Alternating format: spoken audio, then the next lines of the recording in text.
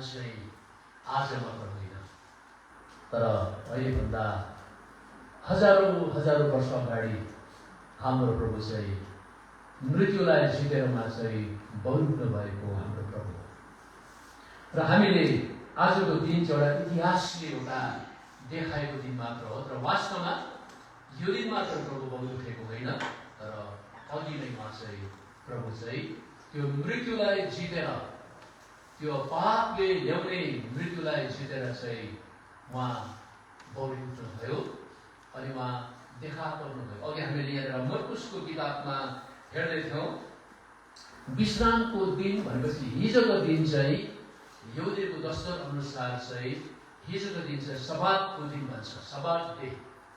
त्यसलाई चाहिँ यहुदीहरूले एकदमै कठोरसँग मान्छ, अहिले पनि मान्छ उनीहरूले एकदमै त्यो दिनलाई। र त्यो दिन चाहिँ परमप्रभुको लागि छुटाएको दिन हो अनि त्यो दिन उनीहरूले केही पनि काम गर्दैन। र हाम्रो प्रभु शुक्रबारको दिन होइन, एक दिन अघि उहाँको मृत्यु भयो अनि उहाँको मृत्यु भइसकेपछि हतार मानिसहरूले सास पर्नुभन्दा अगाडि नै त्यो प्रभुको देहलाई चाहिँ दफनाइसकेको थियो। एकजना अरिमथियाको युसुफ भन्ने व्यक्ति अनि निकोदेमस भन्ने एउटा व्यक्ति थियो, जो बाइबल भनेको छ प्रभुको एउटा अध्यक्ष एउटा चेला थियो। त्यहाँ एकदमै गुप्त चेला भन्छ नि, 12 जना चेला मध्येको जस्तो चाहिँ होइन, तर 12 जना प्रभुको चेला चाहिँ प्रभुको सँगसँगै हिँड्थे उनीहरू। तर यो अरिमथियाको युसुफ र यो निकोदेमस चाहिँ यहुदीहरूको महासभाको एउटा सदस्य पनि थियो र सनहेद्रिनको एउटा ठुलो सभाको सदस्य पनि थियो। त्यसले गर्दा प्रभु सँगसँगै हिँड्न गाह्रो थियो। उनीहरू लुकी छिपी कहिले प्रभुलाई भेट्थ्यो होइन, प्रभुलाई भेट्ने गर्थ्यो, तर एकदमै गुप्त चेला प्रभुको निम्ति थियो। उनीहरूले प्रभुलाई प्रेम गर्थे अनि प्रभुलाई विश्वास गर्थे। अनि जब प्रभुको उहाँको मृत्यु भयो अनि मृत्यु भइसकेपछि अब पिलातुसले घोषणा गरे अब उहाँ चाहिँ अब मृत्यु भएछ। तब अरिमथियाको युसुफले प्रभुको शरीरलाई मागे अनि हामीलाई दिनुहोस् र हामी चाहिँ उहाँको अब दफन गर्नेछौँ, किनभने अब भरे रातिदेखि त अब होइन, अब नयाँ दिन अब सुरु हुँदैछ। त्यसले गर्दाखेरि चाहिँ अब सबात डे सुरु हुँदैछ। सबातको दिन चाहिँ कामै गर्नु हुँदैन, अब केही गर्नु हुँदैन होइन, कसैको गोरु लडेर घमेर उठाउनु पनि हुँदैन, त्यो कामै गर्नु हुँदैन। त्यस्तो एउटा दिन थियो, एकदमै त्यस्तो दिन। र अरिमथियाको युसुफ र निकोदेमसलाई राम्रोसँग लेखेको छ होइन। अरिमथियाको युसुफले एकदमै नरम होइन सुती कपडामा फेरि उहाँको लास खाए अनि त्यहाँनिर निकोदेमसले चाहिँ अत्तर, दामी अत्तर जो चाहिँ उहाँको शरीर लगाएको छ, हतपत नसडिने त्यस्तो दामी अत्तर ल्याएर प्रभुलाई घसे अनि तयार गरेको चिहानमा उहाँलाई चाहिँ हामी त्यो शुक्रबारको साँझमै उहाँको मृत्यु भएको बेलुकी नै त्यो भएको घटनालाई हामी एउटा गर्न पर्छौँ। तर अब केही कुरो समाप्त भएन। हेर्नुहोस्, प्रभुको दफन गरिसकेपछि अब सिद्धियो। हामी त भन्छौँ कुनै मान्छेको मृत्यु भयो भने जब अन्तिम मर्ती दिन्छौँ ल है अब सक्यो अब होइन, तिमी हामी कहिले पनि यो शरीरमा भेट्दै छैनौँ होइन भनेर हामी बिदा गर्छौँ। तर हाम्रो प्रभुको विदाई वास्तवमा त्यो थिएन। जब तेस्रो दिन भयो अनि यहाँनिर प्रभुकी बहिनीहरू यहाँनिर भन्छ मरियम मग्दलिनी, याकुबकी आमा मरियम र सोलोमीले सुगन्धित मसलाहरू फेरि पनि उनीहरूले त्यो सुगन्धित पत्तरहरू लगेर जाँदैछ, कति प्रभुलाई प्रेम गर्ने थियो। यहाँनिर 3 जना आमाहरू थिए, मरियम मग्दलिनी, याकुबकी आमा मरियम र सोलोमीले सुगन्धित मसलाहरू उहाँका शरीरमा लाउनलाई किने। अनि हप्ताको पहिलो दिन बिहानै सबैले घाम झुल्कँदा तिनीहरू चिहानमा पुगिसकेका थिए। हप्ताको पहिलो दिन चाहिँ आज होइन। अब हाम्रो अहिलेको डेट अनुसार चाहिँ हप्ताको पहिलो दिन चाहिँ भोलि हुन्छ नि त, हाम्रो त अब तारिक अनुसार त भोलि हुन्छ, भोलि सोमबार हो। तर उहाँको नियम अनुसार चाहिँ आजको दिन, हिजोको दिन सबात दिन हो, विश्रामको दिन हो र आजको दिन चाहिँ हप्ताको एउटा पहिलो दिन। जब उनीहरू गए मनमा अघि हामीले यहाँ प्रबल सङ्कोचसित गए, जाँदा त जाँदैछौँ हामीहरू अब अत्तर बोकेर जाँदैछौँ हाम्रो प्रभुलाई शरीरमा घस्नको लागि र यत्रो ठुलो ढुङ्गा त्यहाँनिर लगाइएको छ, मलाई बन्द गरिएको छ। अनि त्यहाँनिर सिजरको मोहर पनि त्यहाँ लगाइदिएको छ, अनि त्यहाँनिर पानी पनि बसेको छ र कसले चाहिँ हाम्रो लागि चाहिँ त्यो ढुङ्गा चाहिँ हटाइदिएला भन्ने एउटा प्रश्न हुँदै हुँदै बातचित गर्दै गयो। जान त जाँदैछौँ हामीहरू अब होइन, साह्रो मनमा सोच्यो होला यदि कुरो हामीले त्यो ढुङ्गा चाहिँ हटाउन सकेर भने कसरी प्रभुको शरीरमा त्यो अन्तर बस्ने। थुप्रै असमञ्जस, शङ्का, निराशा र डरसँग उनीहरू त्यहाँनिर गइराखेका थिए र जे होस् प्रभुलाई प्रेम गर्ने व्यक्तिहरू त्यहाँनिर गइराखेका थिए। तर जब हामी उनीहरूले भन्दै जाँदाखेरि अलिकति माथि यसो त्यो चिहानमा पुग्ने बेलामा त्यो जग्गामा, किनभने यहुदीको दर्शन अनुसार चाहिँ उनीहरूको चिहान चाहिँ यस्तो सम्म जग्गामा साह्रै हुँदैन भन्छ, यस्तो पहाडहरू चट्टानहरू कपेर बनाएको हुन्छ। त्यहाँ अलिकति जमिनदेखि अलिकति माथि जानु पर्थ्यो। अनि अब उनीहरू यसो माथि अब त्यो चिहान भएको जग्गामा तलबाट यसो हेऱ्यो होला, अरे त्यो ढुङ्गा त खुलिरहेको छ। हिजो त्यो बन्द गरेको ढुङ्गा, सिजरको मोहर लगाइसकेको ढुङ्गा, त्यहाँ दुईपट्टि सिपाहीको त्यहाँनिर एकदमै देखरेखमा सुरक्षित राखेको ढुङ्गा त खुला छ। उनीहरू हतार कुदे त्यहाँनिर। अनि यसो हेर्दा त एउटा स्वर्गदूतलाई, एउटा व्यक्तिलाई चाहिँ त्यहाँनिर उभिरहेको त्यहाँनिर देख्छु। सेतो वस्त्र लगाएको व्यक्तिलाई चाहिँ, एउटा जवान मानिसलाई प्रभुलाई राखेको दाहिनेपट्टि चाहिँ यिनीहरूले उभिरहेको देखे। त्यति बेला उनीहरूलाई एक प्रकारको खुसी पनि भए, डराए पनि, अचम्म भयो। अरे के हो हाम्रो प्रभुलाई गाडेको यो चिहान त खुल्ला छ, त्यसको ढुङ्गा चाहिँ बन्द गरेको आज यहाँ खुल्ला छ। मनमा डर पनि आयो, शङ्का पनि थुप्रै कुरा आयो। तर त्यो व्यक्तिले के भन्छ, तर तिनले तिनीहरूलाई भने कुनै पनि नमानौ, तिमीहरू क्रुसमा टाँगिनु भएको यीशु नासरीलाई बुझ्दैछौ, उहाँको पुनरुत्थान भएको छ, उहाँ यहाँ हुनुहुन्न। तिनीहरूले उहाँलाई राखेको ठाउँतिर। तर अचम्मको मलाई भन्दैछ उहाँ यहाँ हुनुहुन्न, उहाँको पुनरुत्थान भएको छ। तिमीहरू त क्रुसमा टाँगिनु भएको यीशुलाई खोज्दैछौ होइन, उसको शरीरलाई तिमीहरू अत्तर घस्नको लागि आउँदैछ होइन। तर दूतले भन्छ उहाँ त जीवित हुन गयो, उहाँ बौरी उठ्न गयो, उहाँको पुनरुत्थान भएको छ, अनि उहाँ यहाँ हुनुहुन्न भन्छ। र तिनीहरूले उहाँलाई राखेको ठाउँ देखाइदिएर छैन, केही छैन। रित्तो चिहान। आज इस्टरको दिन हो,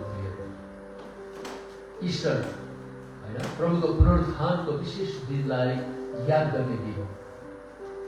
2 दिन अगाडि हामीले प्रभुको मृत्युलाई हामीले सम्झना गरिराखेका थियौँ। उहाँ मर्नु भएको कुराहरूलाई, उहाँले खानुभएको गोडाको चोटहरूलाई, क्रुसको मृत्युहरूलाई हामीले त्यहाँनिर स्मरण गरिराखेका थियौँ। अनि हामीले प्रभुलाई धन्यवाद दिइराखेका थियौँ। अनि यो चाहिँ मेरो पापको लागि चाहिँ उहाँ क्रुसमा मर्नु भएको हो। उहाँको मृत्युले चाहिँ मलाई जीवन दिएको छ, उहाँको मृत्युले मलाई आशा दिलाएको छ, अनि उहाँको मृत्युले चाहिँ मलाई परमेश्वरसँग चाहिँ अब मिलापमा ल्याएको छ भन्ने कुराहरू सुन्दा वास्तवमा यो एउटा घटना मात्र होइन थियो। हामी यो इस्टरलाई हामी यो गुड फ्राइडेको दिनलाई चाहिँ एउटा कुनै घटनासँग मात्र हामीले तुलना गर्नु परेन। तर यो कुरो चाहिँ के हो, वास्तविक कुरा। अघि हामीले भजन सङ्ग्रहको किताबको 118मा त्यहाँनिर पढ्दैछौँ। यहाँनिर चाहिँ एउटा मजाको रहस्यमय प्रभुको बारेमा लेखिएको कुराहरू छ।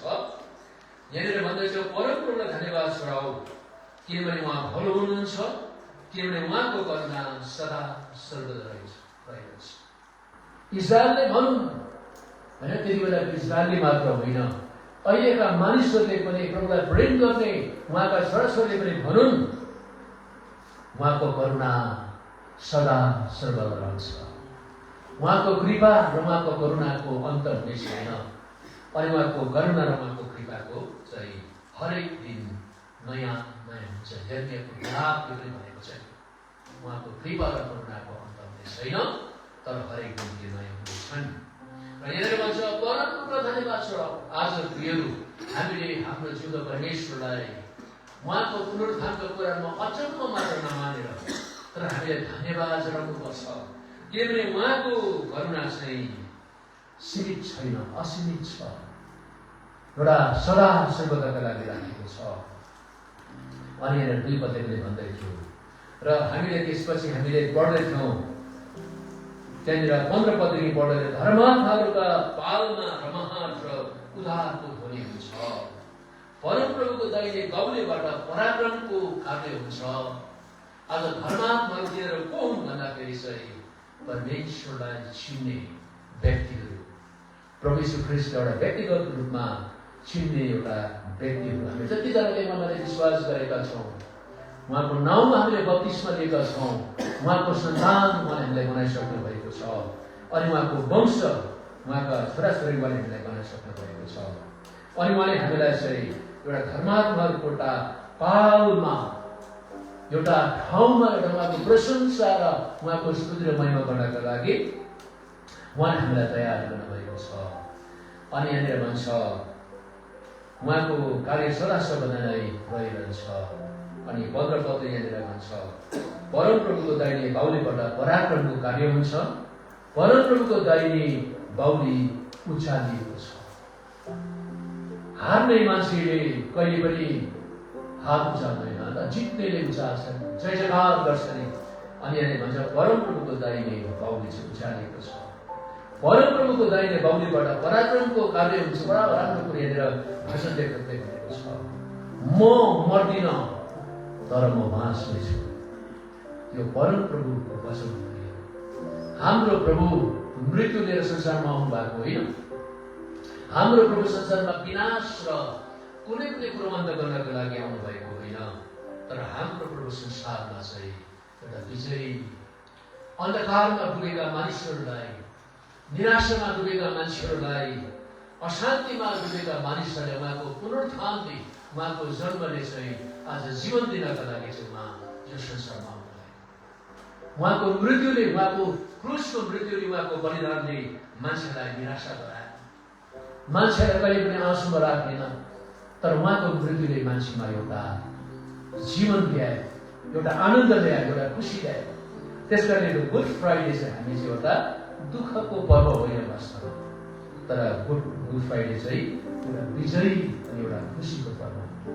त्यो दिन हामी चाहिँ रमाउनुपर्छ, त्यो दिन हामी खुसी हुनुपर्छ अनि प्रभुलाई धन्यवाद दिनुपर्छ। यदि प्रभु चाहिँ क्रुसमा नमर्नु भएको भएदेखि हाम्रो लागि आशा थिएन।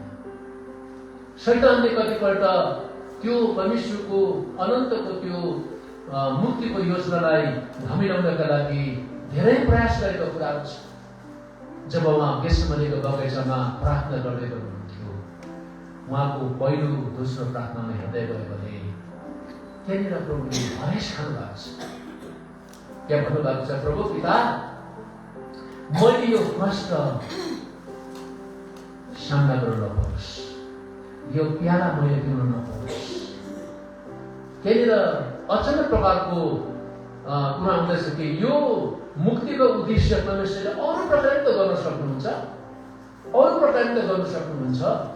किन उहाँ चाहिँ यीशु ख्रीष्ट उहाँको पुत्र नै उहाँ बलिको पाठमा बन्नु, किन यो कष्ट पाउनु पर्ने भन्ने कुरोलाई ध्यान राख्नु छ। तर वास्तवमा यो प्रभुको आफ्नो व्यक्ति आन्तरिक एउटा शब्द थिएन, तर शैतानले उसलाई दिएको एउटा शब्द थियो। अनि शैतानले त्यो कुरो गर्न चाहन्थ्यो कि परमेश्वरले मुक्तिको काम त अरूबाट पनि त गर्न सक्नुहुन्छ, बलिको पाठको अथवा पशुबाट पनि त गर्न सक्नुहुन्छ, तँलाई किन, तेरो शरीरलाई किन आज प्रभुको निम्ति क्रुसमा जानु, परमेश्वरको निम्ति क्रुसमा जानु, पापको लागि क्रुसमा जानु पर्ने। त्यति बेला प्रभुले प्रार्थना गर्नु सक्छ भने यो कष्ट, किनभने उहाँ यिनै कष्टमा विचलित शरीरमा हुनुहुन्थ्यो नि त, एकदमै शरीरमा हुनुहुन्थ्यो। हामीलाई त केही घटना आउनेवाला छ भने कति डर लाग्छ हामीलाई होइन। हामीलाई एक्लो अनुभव हुन्छ, कोही कसैबाट त्यागेको अनुभव हुन्छ, हामीलाई डर लाग्छ, निराशा हुन्छ, थुप्रै कुराहरू हुन्छ। अनि त्यति बेला परमेश्वरको आत्माले पनि केही समयको लागि आफ्नो दासलाई छोडिसक्नु भएको थियो। एक्लै छ, एक्लै छ, कोही छैन। आफ्नो चेलाले भन्दैछ, प्रार्थना गर, जागर भयो, प्रार्थना गर। चेलाहरू प्रार्थनै गर्न सक्दैन। प्रार्थना गरेर मान्छ, चेलाहरू थाकेको छ, बोलाएको छ, सुकिहाल्छ। प्रभुले पक्क गएर प्रार्थना गर्नुहुन्छ। अनि त्यो दुईवटा प्रार्थनामा प्रभुले के भन्छौँ, हुनसक्छ भने बचौला, मैले पिउन नदिनुहोस्।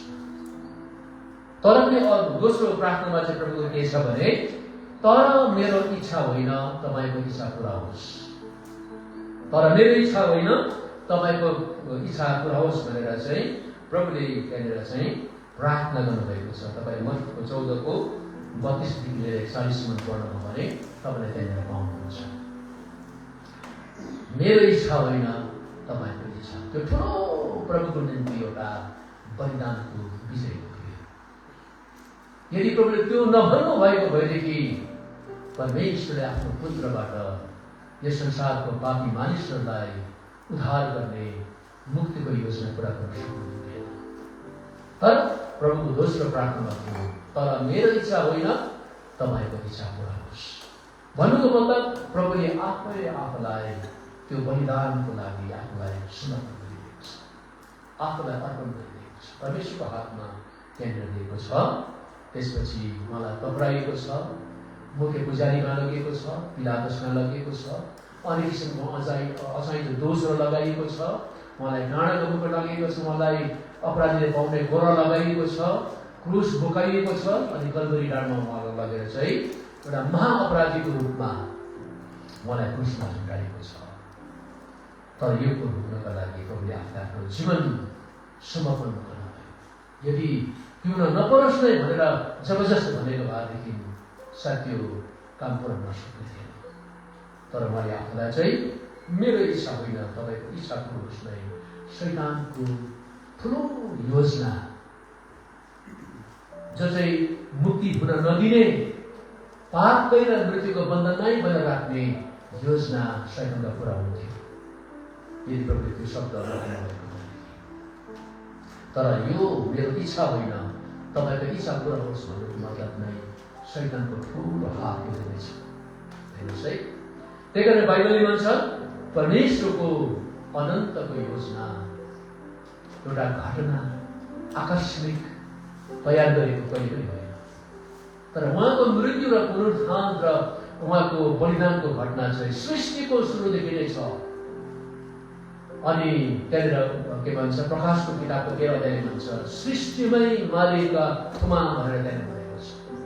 सृष्टिमै मारिएको थुमा भनेको मतलब चाहिँ परमेश्वरले आफ्नो थुमालाई अनन्त उद्धार अनि परमेश्वर र मान्छेको बीचको टुटेको सम्बन्धलाई जोड्नका लागि चाहिँ तबदेखि नै उहाँले आफ्नो योजना गर्दै हुनुहुन्छ। अनि यो कुरो नयाँ कुराहरू थिएन।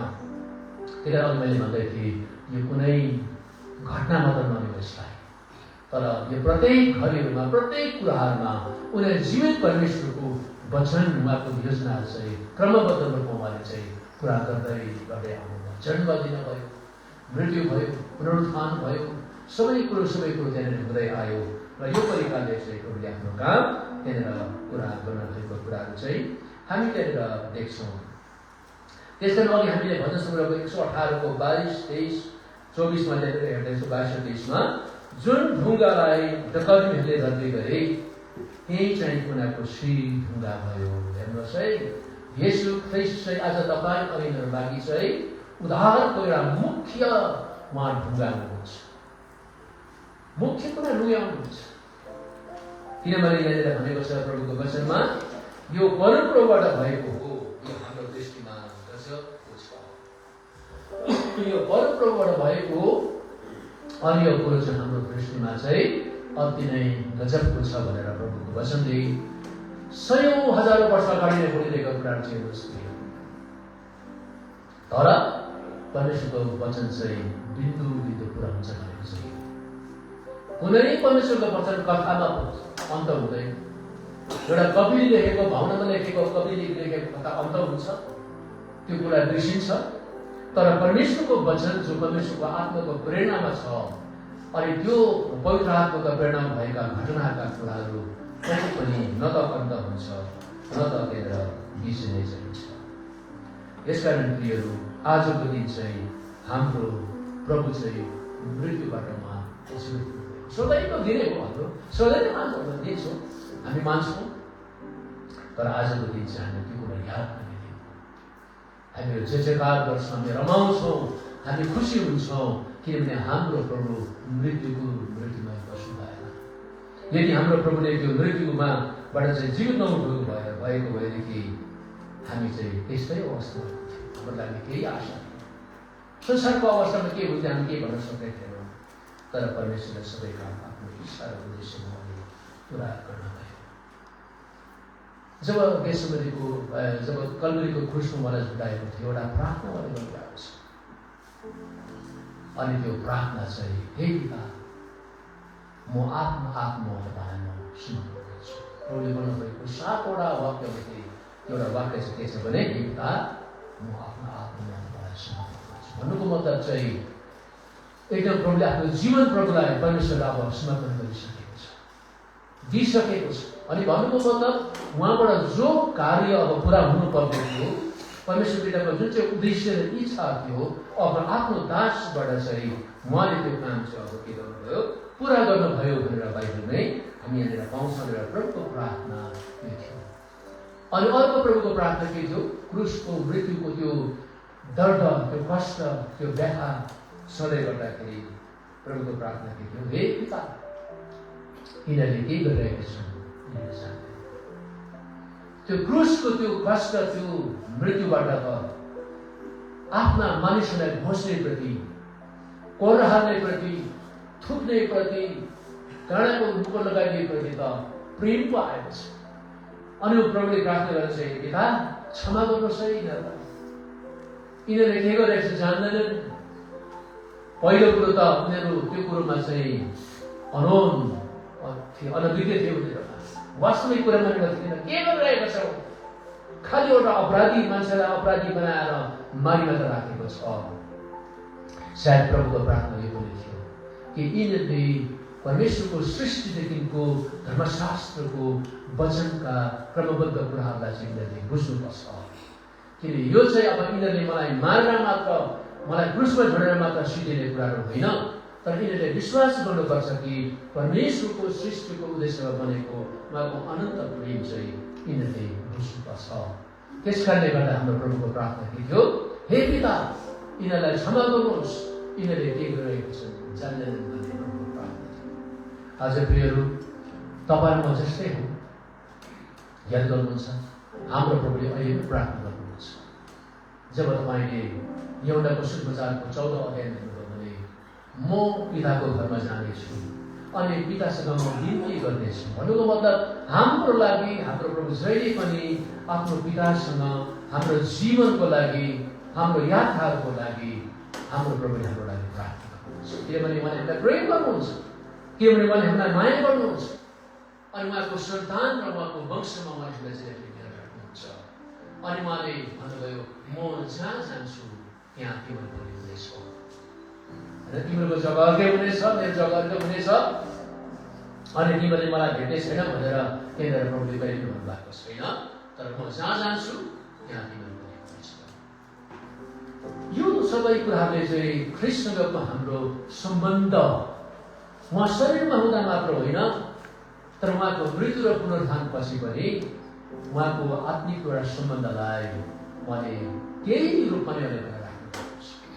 अब त्यति बेला समयमा उहाँ हामीसँग शरीरमा संसारमा थिए भने अब उहाँ हामीसँग पवित्र आत्मा हुनुहुन्छ। उहाँले भन्नुभएको थियो, तिमीहरू म आफ्नो पिताका बिन्ती गर्नेछु, तिमीहरूलाई उहाँले पवित्र आत्मा दिनुहुनेछ अनि तिमीहरूसँग हुनेछ। साँच्चै नै येशू प्रभु चाहिँ पवित्र आत्मामा हामीसँग चाहिँ हुनुहुन्छ। अनि हाम्रो जीवनको कदम कदममा, हाम्रो जीवनको हर परिस्थितिमा हामीसँग नै हुनुहुन्छ। जब हाम्रो प्रभु यसोले के भन्छ यो 40 दिनको उपवासमा जब उजाड स्थानमा जानुहुँदा उहाँ एक्लै, तर त्यहाँ देख्छौँ पिताको योजना पनि त्यहाँनिर पुरा हुनु पर्यो। आफ्नो दासलाई एउटा एकदमै आत्मिक युद्धका लागि उहाँले खोले गर्न चाहनुभयो। किनभने बत्तिसमा पछिमा तुरन्तै त्यहाँनिर लगिएको छ। अब शैतानबाट परीक्षणका लागि उजाड स्थानमा लगिएको छ।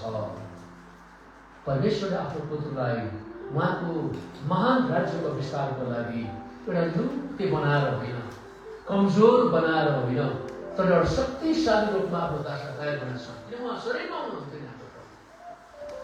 उहाँ 40 दिन उहाँ पूजासम्म काट्यो। कस्तो परीक्षाहरू आए।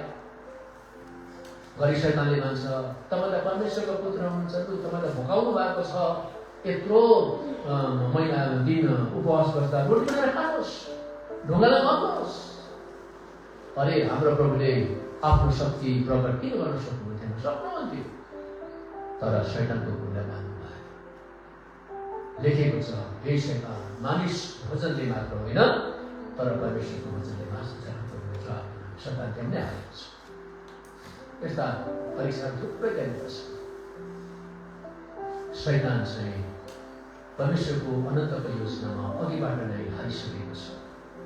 तर हार्ने व्यक्तिले चाहिँ कहिले कहिले खोजिबस्छ क्या, आफ्नो कतिवटा नाटक चाहिँ गरि नै बस्छ, देखाइबस्छ, जबसम्म उसको अन्तिम सास जाँदैन। त्यस्तो अवस्थाहरू त्यहाँनिर भइबस्छ। तर हेर्नुहोस् प्रियहरू, आज प्रभुको पुनरुत्थानको त्यो सामर्थ्यले अब सबै कुरोको अन्त भएको छ। अनि पौलले पनि भन्छ, ए मृत्यु तेरो विजय कहाँ? पहिला कोरिन्थीको 15 अध्यायको 55-56 तपाईँले पढ्दा उहाँले भन्नुभएको छ, छैन मृत्यु, अब मृत्युको हार भइसकेको छ। अब जतिजना प्रभु येशू ख्रीष्टमा छन् उनीहरूले अब उनीहरूको जीवन त अब मृत्युदेखि त अब जीवन नपसारिएको छ भनेर पौलले भनेको छ। यसकारण प्रियहरू, तपाईँ मेरो जीवनमा प्रभुको पुनरुत्थानले एउटा आशा ल्याएको छ। अनि त्यो आशा चाहिँ के हो? हामी मर्ने छैनौँ। हामी शरीरमा मर्छौँ। मान्छेको मरण के प्रकारले हुन्छ होइन, केही भन्न सक्दैनौँ। उपदेशको किताबमा भनेको छ, माछा जालमा परे चाहिँ, चरा पशुमा परे चाहिँ अचानक आइपर्छ भनेको छ। त्यो त शरीरको कुरा हो प्रियहरू। तर एउटा कुरो याद गर्नुहोस्, हामी परमेश्वर र पुनरुत्थानको शक्तिले हामी चाहिँ त्यसमा समेटेका छौँ। परमेश्वरले हामीलाई त्यो प्रकारले अलग गर्नुभएको छ र त्यो कुरोमा हामी विश्वास गर्छौँ भने हाम्रो आत्मिक मृत्यु हुने छैन। त्यही कारण हामी मृत्युसँग हामी डराउने छैनौँ प्रियहरू होइन। कतिपल्ट हामी मृत्युसँग डराउँछौँ, नगरी गर्दा के हुन्छ होला, म कस्तो हुन्छ होला, के हुन्छ होला, मान्छेको मनमा प्रश्न आउँछ नि, साह्रै छ मर्नु। तर त्यो समय पनि प्रभुकै समय। जस्तै उहाँले हामीलाई नाकबाट जीवनको सास फुकिदिनु भयो, त्यसरी नै हाम्रो नाकबाट नै सास जान्छ भन्छ भने उहाँले फिर्ता लिनुहुन्छ। त्यहाँदेखि अयुबले भनेको छ, म जहाँबाट आएँ म त्यही नै फर्किन्छु। भन्नुको मतलब चाहिँ अयुबलाई थाहा छ कि मलाई त परमेश्वरको योजनामा उहाँले मलाई जीवनको साथ दिएर फर्काउनु भयो। यदि मेरो मौसम त ठिक छ नि त, म त्यही जान्छु, जहाँबाट म आएँ म त्यही जान्छु। आज यो कसले चाहिँ त्यो साहस र त्यो विश्वास, यो समर्पणता कसले दियो तपाईँ मेरो जीवनमा? त्यो कुरो चाहिँ ईश्वर प्रभुको पुनरुत्थानले मात्र तपाईँ मेरो ठानिदिनु भएको छ। यसकारणले गर्दा यो इस्टर आज मलाई समाप्त हुँदैन, तर हाम्रो जीवनमा जहिले पनि इस्टर हुनुपर्छ, जहिले पनि पुनरुत्थानको शक्ति हामीसँग हुनुपर्छ। हाम्रो प्रार्थना, हाम्रो काम, हरेक जीवनका कुराहरूमा जीवित हुनुभएका ईश्वरको सामर्थ्य हामीमा हुनुपर्छ। त्यो विश्वास हामी हुनुपर्छ। अनि हामी जहिले पनि प्रभुको निम्ति अघि बढ्न सक्छौँ अनि हाम्रो जीवनमा धेरै प्रभुले आशिष दिनुहुन्छ। र यहाँनिर हामी देख्छौँ, जब यो अघि हामीले 16 अध्यायको मर्कुसमा त्यहाँनिर पढ्दै थियौँ, मैले अन्त गरेँ अब, र त्यहाँनिर चाहिँ बडा मजाको कुराहरू त्यहाँनिर बताइएको थियो। जब उहाँकी बहिनीहरू जब उहाँलाई अत्तर भस्नका लागि जब त्यहाँनिर उहाँहरू त्यहाँनिर गए, तर उनीहरू त त्यहाँबाट फर्कँदा त अर्कैको भएर निराशामा गए, मायामा गए, यादमा गए होइन। तर जब उहाँको पुनरुत्थान भइसकेपछि उनीहरू फर्केर आउँदा त खुसी भएर होइन। कसैका आफ्नो प्रियजनको पापिष्टलाई भेटेर फर्किँदा दुःखै आउँछ नि, अब फेरि भेट्नुमा भन्ने होइन। तर ती 3 जना प्रभुकी छोरीहरू त्यो जग्गामा गए।